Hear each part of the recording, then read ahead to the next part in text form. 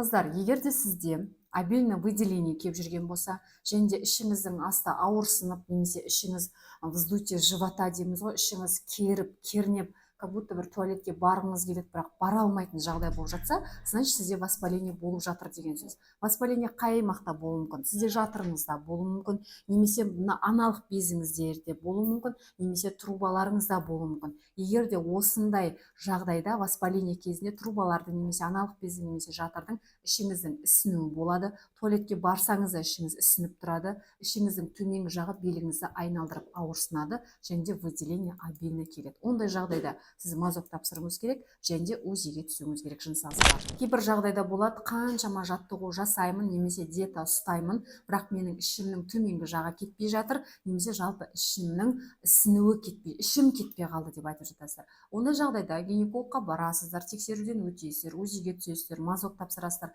қабынуды емдейсіздер. Сонымен қатар сіздер опущениені де емдеуіңіз керек. Өйткені нижний фартук дейміз, ішіңіздің төменгі жағы салбырап жатқан болатын болса, қанша арық болсаңыз да ішіңіздің төменгі жағы салбырау бар деген сөз, сізде опущение матки бар деген сөз. Сол себепті қосымша опущениені де емдейсіз. Қосымша емес, міндетті түрде.